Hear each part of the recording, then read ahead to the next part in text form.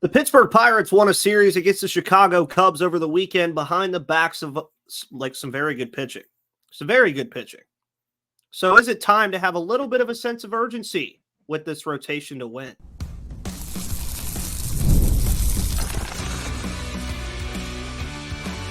You are Locked On Pirates, your daily Pittsburgh Pirates podcast, part of the Locked On Podcast Network, your team every day.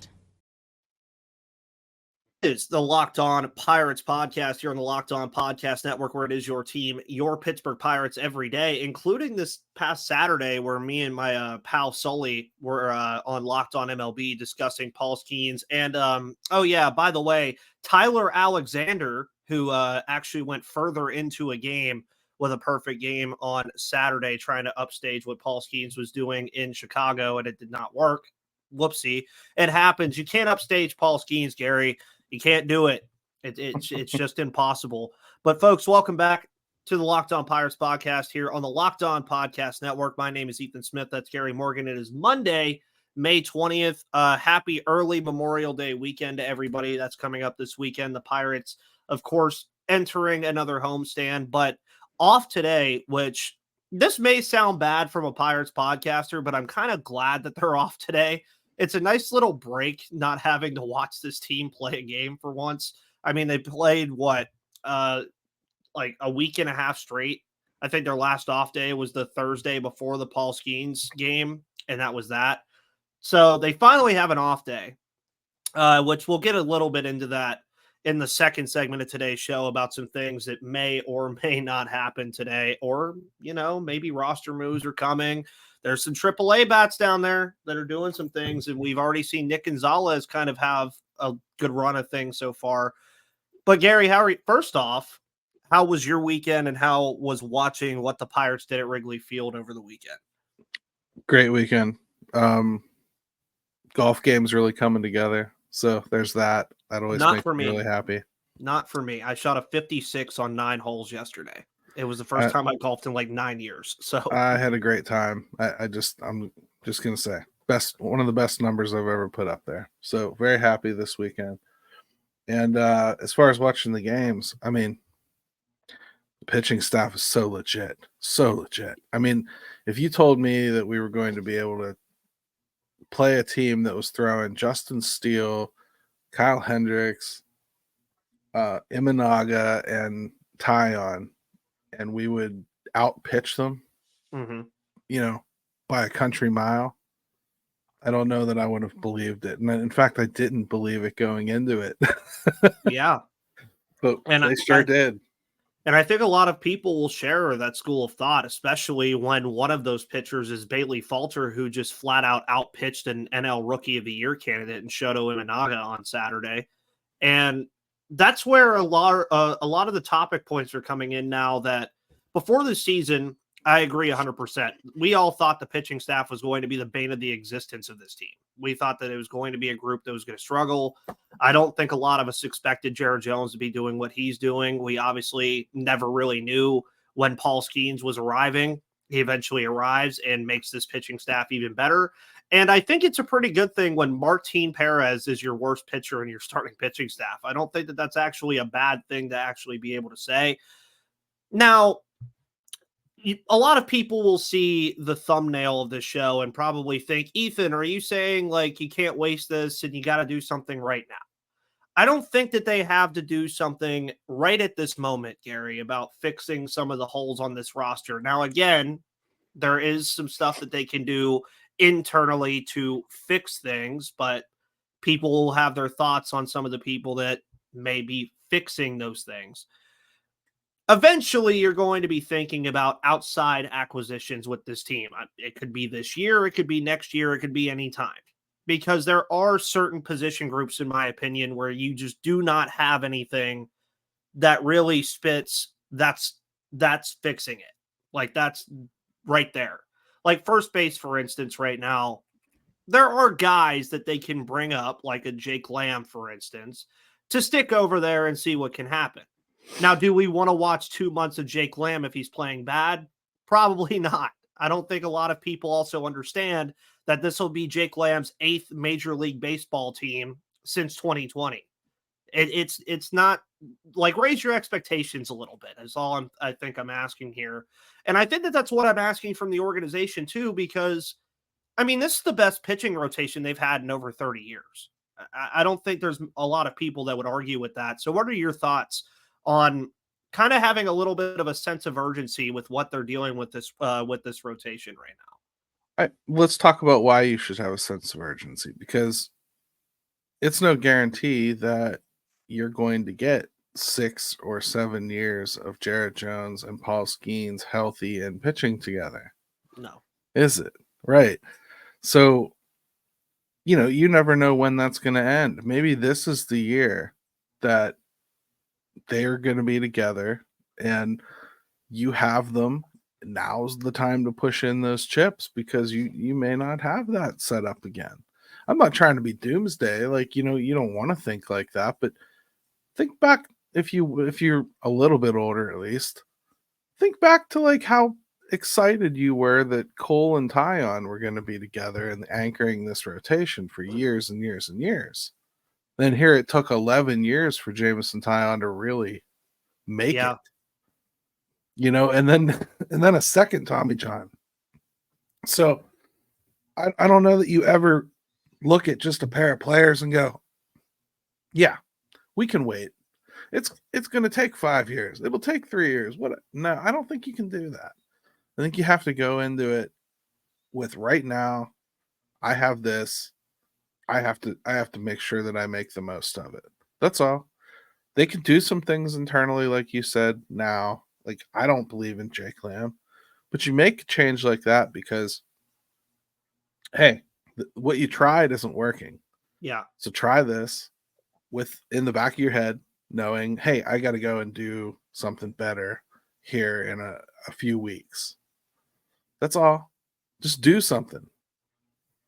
Yeah, and I agree. And not to also be doomsday either, when you mentioned that we don't know how often we're going to get to see Jared Jones and Paul Skeens pitch together.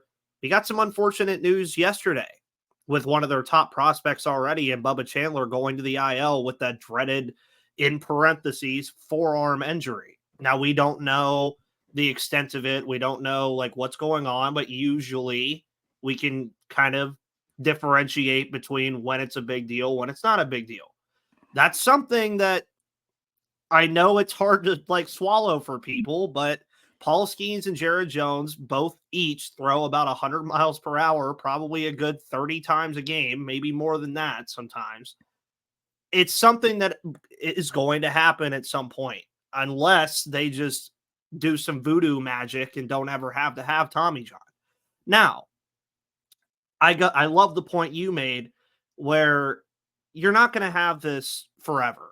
Now, that could mean a million different things. That's like different conversation points on, will they be in Pittsburgh? Will they be healthy? Blah. There's so many different conversation points to that.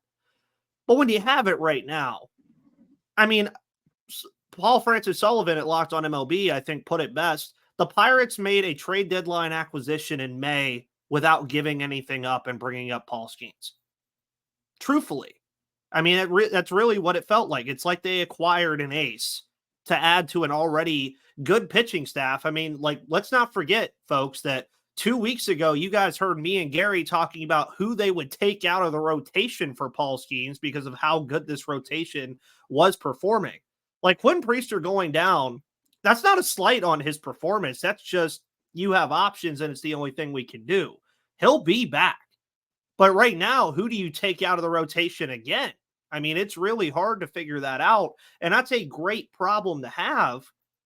And I would also argue, and I argued this with Sully on Saturday as well, I think I'm taking a Mitch Keller, Jared Jones, and Paul Skeens top 3 against pretty much anybody in a wild card series right now. But you got to get there. That's the exciting part, is that, if they get to a wild card, it won't be like it was last time where, you're going to face their ace and you're done. Yeah. Like, this time, you're going to have to run through the Pirates gauntlet phases. Yeah. And even if they have to use them down the stretch to get in, you're still going to have 2 guys that are available during that series. It's going to happen. So yeah, it's exciting, man. And yeah, they should put the pedal to the floor. I do think, like, we're practicing a little bit of revisionist history. We kind of do that a lot as fans. But when we were talking about that rotation at the beginning of the season being a problem, be honest. We all had our Pirates PSD hats on or whatever. We all knew there was a problem with getting pitching up here. We didn't think they'd do that. None of us thought they were going to actually pull Jared Jones straight out of spring. None of us thought they were going to call up Paul Skeens any earlier than they had to, right? We all thought they would do all the things that teams like the Pirates do, and they didn't. So they maybe already had a sense of urgency. We're calling for a sense of urgency, but the fact that they're here already, I ought to tell you, they kind of do.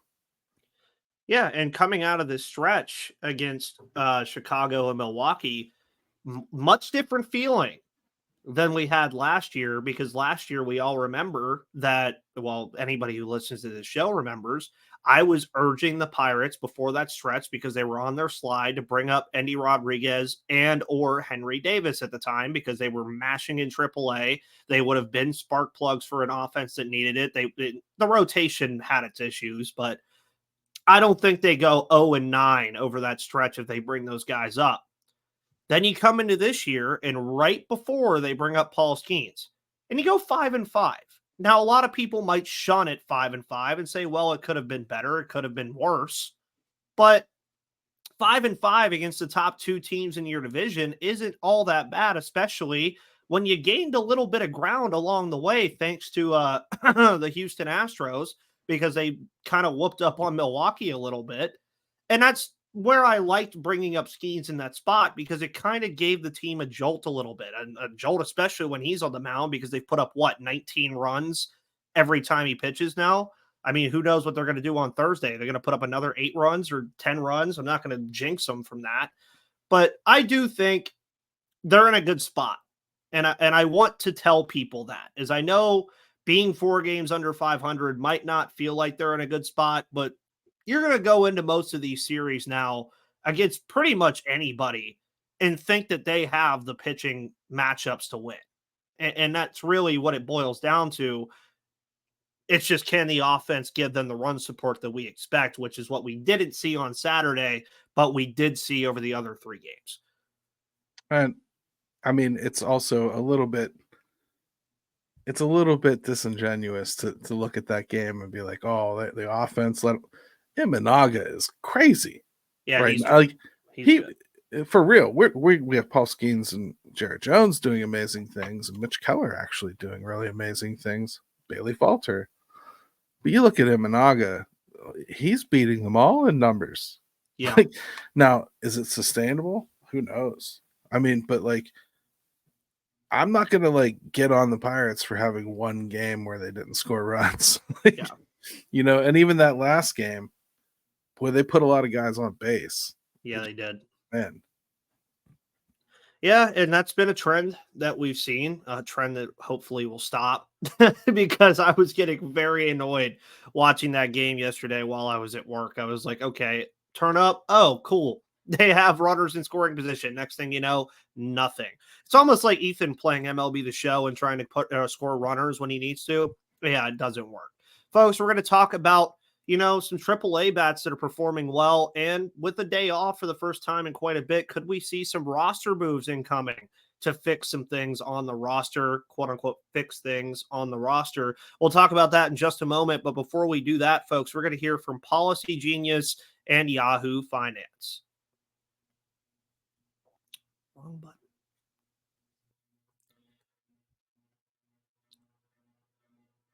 Today's episode of Locked On Pirates is brought to you by Policygenius. Check life insurance off your to-do list in no time and head to policygenius.com/lockedonmlb, because Policygenius helps you compare your options from top companies, and their team of licensed experts is on hand to help you talk through it. You get to talk to a team of award-winning agents who will walk you through the process step by step and easily compare quotes from America's top insurers in just a few clicks to find your lowest price. Policygenius gives you unbiased advice from a licensed expert support team and thousands of 5-star reviews on Google and Trustpilot from customers who found the best fit for their needs is just some more of what you can expect from Policygenius. So check life insurance off your to-do list in no time with Policygenius, and head to policygenius.com/lockedonmlb or click the link in the description to get your free life insurance quotes and see how much you could save.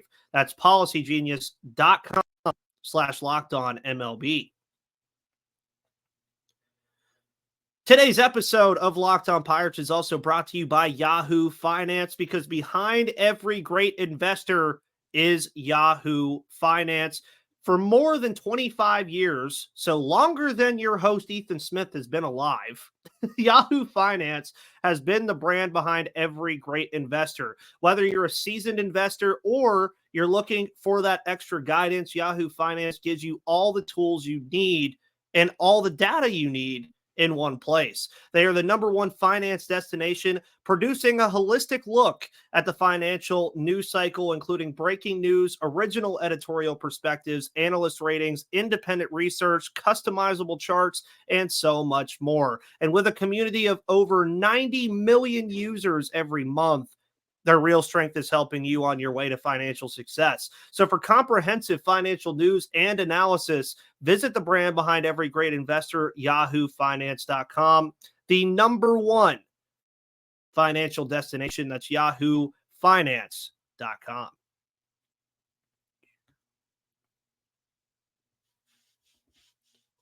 And thank you to Policygenius and Yahoo Finance for always sponsoring the Locked On Pirates podcast. Make sure you also check out Locked On Sports Today, the 24/7 streaming channel brought to you by the local host of Locked On, giving you all of your news and analysis on everything going on in the world of sports. I always forget his Twitter username, but I know his thing is Nuggets something. Sorry, the Nuggets lost last night.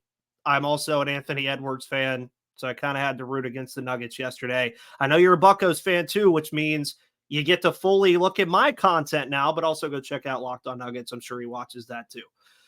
So we've already seen Nick Gonzalez, Gary, come up and have some pretty good success. I do want to actually stick with Gonzalez for a moment because we really haven't spoken about it on this show. Not just me and you, me and just in general. I have not really spoken about it.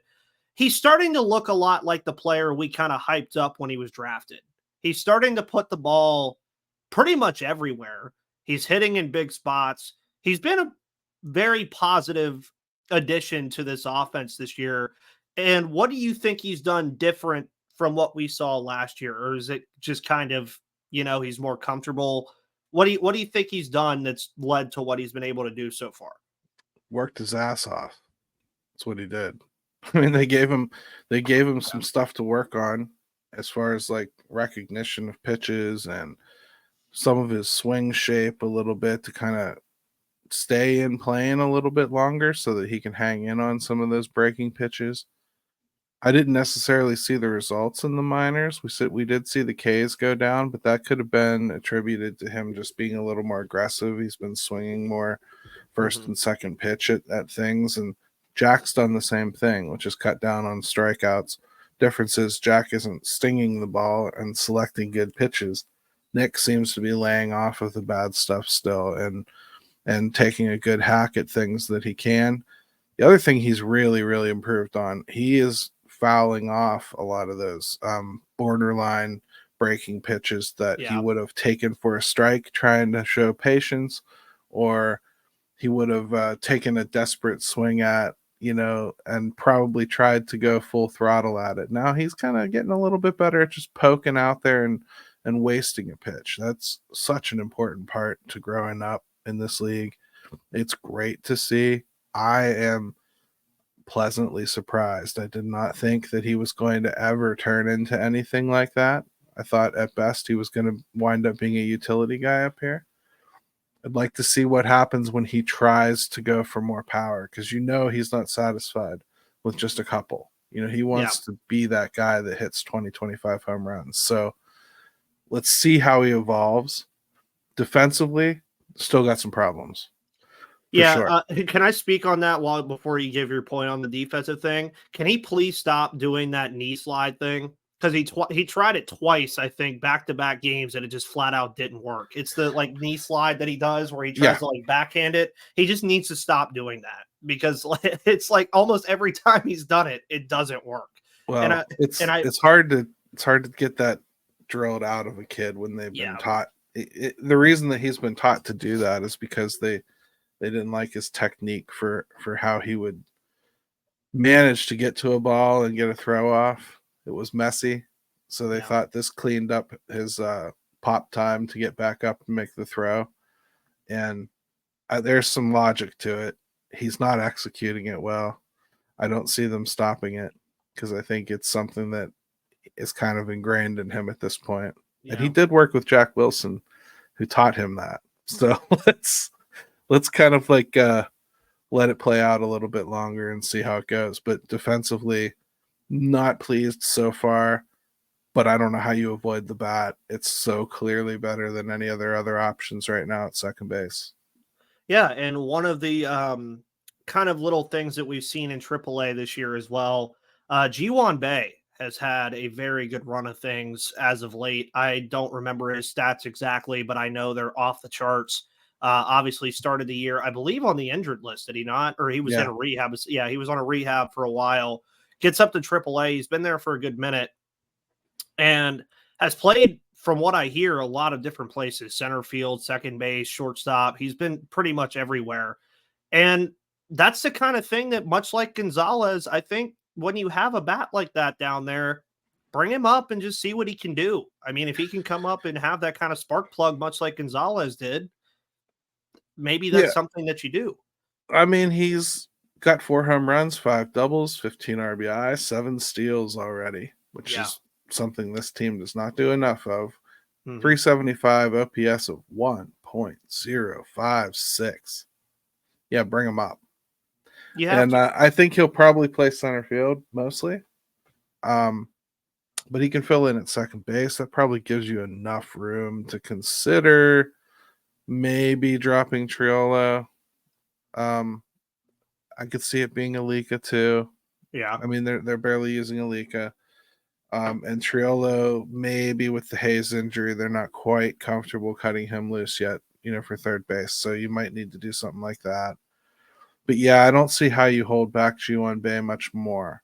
The things he's doing right now, all the things the Pirates want him to do. Even the home runs, they weren't those typical like little guy trying to swing out of his shoes home runs. They were, good contact line drive type home runs. So that's what you want out of him. So going back to Alika, and I feel like this is something I should know. I remember we spoke on it on Skeens Day whenever he was sent down sent down and then came back up. Did that take an option off of him, or did that not go into play? Like, Yeah, it'll use an option. well, I know if he goes down this time, but like a week and a half ago, did that use an option for him when he Yes. was okay? It did. Yeah, because it actually happened. Okay. Even though he may have never left the parking lot. Yeah. But on paper he was demoted. So Yeah, so yeah. that's what, and I think that's an interesting talking point when we're talking about bringing these guys up too. As you mentioned, Triolo, and he hasn't been hitting much at all, and I think that that's something that some people kind of projected out in their minds based off of his expected numbers last year. He hit the ball well last year, but his expected numbers suggested otherwise, and you're kind of seeing that, I think, a little bit this year. But I do agree with you. I don't know how comfortable I am sending him down while Hayes isn't here. And even when Hayes comes back, you don't know how much that back injury is going to keep nagging at him. And I think that could be kind of just Triolo's role, is like, hey, you're here for when Hayes can't play. I think And Nick Gonzalez is good enough over there to I handle always forget he can play third. that sort of volume. But I think like when you get into like Hayes isn't here, so Gonzalez would have to be the starting third baseman. Yeah. And then okay, that's all right, but when he needs a break, what do you do? Who goes there? Like if you've sent Triolo down, then who goes there? Then it's like, Connor Joe, he can play third base. He has, believe it or not, it's what he came up as. So, I mean, you're kind of getting scary there. I don't know that I want to do that, but we'll see. Trello certainly isn't hitting. Yeah, he's not. And then, of course, we already kind of mentioned Jake Lamb earlier. I think me and you share a common thought on the whole Jake Lamb thing. I mean, if he comes up and plays well, I'm not going to be mad about it. I don't think anybody would be mad about it. I just don't think history suggests that that will happen. My fear is more that they will waste another month and a half trying to force that to work. That's all. Yeah. If I could trust them to not waste that time, sure. Yeah. I think maximum, if he does come up, give it 2 weeks. Give it 2 weeks, I think. And some people might argue that that's not enough time for a guy. But I could also say this about, I wouldn't say that about a guy that's 24. You know what I wouldn't say that about a Nick Gonzalez or a G1 Bay. Jake Lamb is 33, folks. He's older than Connor Joe, I believe. I mean, this isn't some prospect that we're talking about that's coming up that we actually think is going to be here for a while. This is Jake Lamb. And that's where I would urge people. And I think Jim might have said this. If he didn't, I'm sorry, but raise your expectations a little bit if you want to raise the expectations for the team. I mean, Jake Lamb, again, could come up here and do good things. Don't get me wrong. It could very well happen. I don't think history suggests that it will happen. And I agree with you. That's my fear too, is that I think by July 4th, we're going to have drinks and celebrate America's independence and be talking about Jake Lamb batting 195 over the course of a month and a half. No, but as I can and have and will again say to Jim, when he says something like that sounds really nice, he's basically being a politician. He's telling you what you want to hear, which is they should do more. Well, there ain't more. Look at the market. No. Actually look at the market. Actually look at what might be available in trade. Even in your wildest, wettest dreams, what might be available as a first base trade option right now. Then do all of your decision making to decide which teams aren't going to make it. Mm-hmm. Which ones are already decided they're going to be sellers. You won't want their player. No. It's one thing to say they should take it more seriously. It's another thing to actually look around and recognize they can be as serious as they want. They don't have the missiles to shoot down that plane. You just have to understand what is possible. That's all. And looking at a certain team that is selling, I know there's and we'll talk about this after the show because I'm not going to release my my wet and wild dreams of a player I'd love in Pittsburgh because I think his bat would be phenomenal here. And he is on a selling team, but we're not going to talk about that just yet. We're going to take a look at the week ahead briefly to wrap up today's show. But before we do, folks, let's take a look at LinkedIn Sales Navigator. Because LinkedIn Sales Navigator is here for you, and you can get a 60-day free trial at linkedin.com/lockedon. Because are you struggling to close deals? Well, B2B selling is tougher than ever, and that's why I want to tell you about the Sales Navigator over at LinkedIn. LinkedIn Sales Navigator is a sales intelligence platform that helps professionals effectively prospect and engage high-value customers, drive higher revenue, and increase sales performance. Sales Navigator helps you target the right buyers, surface key signals, and shows you hidden allies so you can find those buyers that are most likely to convert. Fueled by LinkedIn's 1 billion member platform, Sales Navigator gives you the most up-to-date first-party data, enabling you to unlock conversations with the people that matter. Right now, you can try LinkedIn Sales Navigator and get a 60-day free trial at linkedin.com/lockedon. That is linkedin.com/lockedon for a 60-day free trial, and let LinkedIn Sales Navigator help you sell like a superstar today.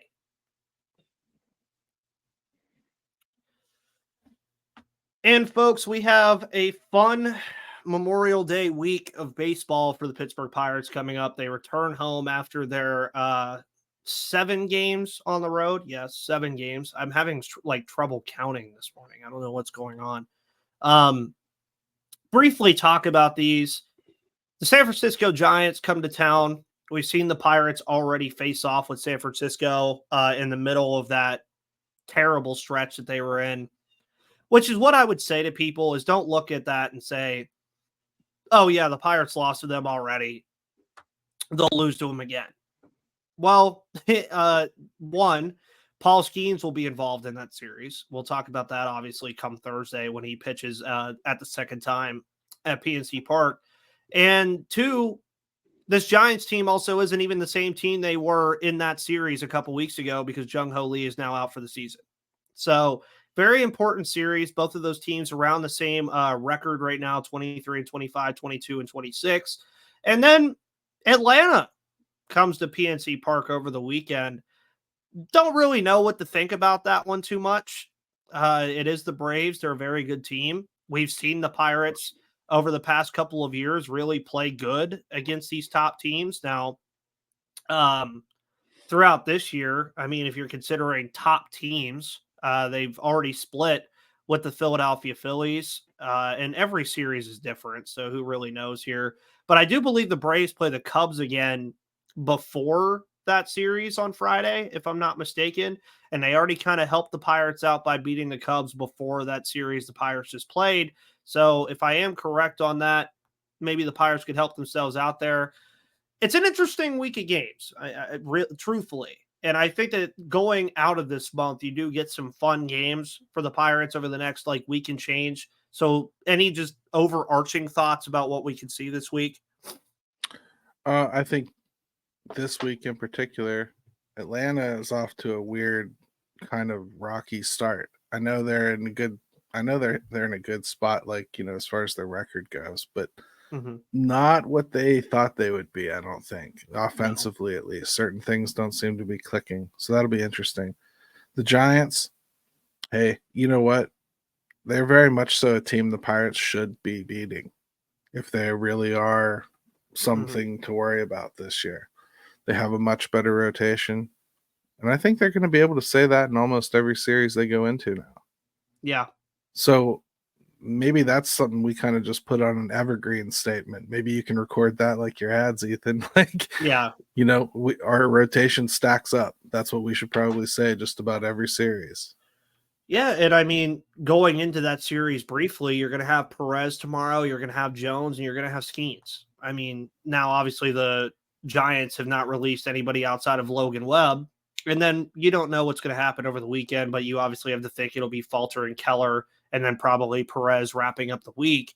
But even then, as I mentioned earlier, Gary, Martin Perez is their worst starter, and his ERA is a 4.86. I think you're going to take that because, I mean, imagine Martin Perez on the 2023 Pirates. He would have been their third or second best pitcher. Now he's number 5 in the rotation because I hate using the numbers because they just don't exist to me really anymore. But Bailey Falter has been a welcome addition to everything. The Cardinals just revealed their City Connect unis and they're absolutely stupid. Sorry, JD Hafron. I already saw the leak and I was like, oh, very fitting that they say the Lou on the chest. Anyways, by the way, to wrap up today's show, make sure you guys go check out that piece that Gary did on Bailey Falter. It's very well written over at Steel City Pirates. It's a very, very good piece about Bailey Falter. I know a lot of you still kind of have your feelings about Bailey Falter, but you really shouldn't because he's been doing very, very good for this team and has been a large portion of why the starting rotation is doing well. I'm sure I'll have some stuff going on at Steel City Pirates. I think you mentioned to me before we recorded, Gary, you and Jim are going live for the fan forum a little early this week. No, we're going to go late on Thursday at 9 o'clock. Late. Yeah, we're going to do a late night bucking because Jim and I both want to go see Paul Skeens pitch again. So, yep, that will be happening at 12:35 Eastern time on Thursday, folks. So if you want to go get your tickets for that, go do that over at Game Time. Game Time, of course, can get you those last-minute tickets if you need them.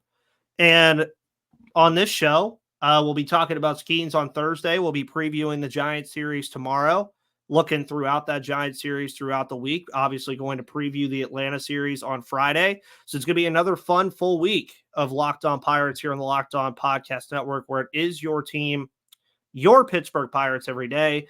Again, remember, check out the Lost National streaming channel, 24/7 streaming channel on YouTube and Amazon Fire TV for all of your news and analysis of everything you need in sports. There's a lot going on in sports right now, so make sure you check all that out. Follow Gary at Gary Mo 2007. Follow myself at MVP_Ethan or at Locked On Pirates. Follow Steel City Pirates for both of our writing work. And folks, have a wonderful rest of your Monday. See you on the flip side.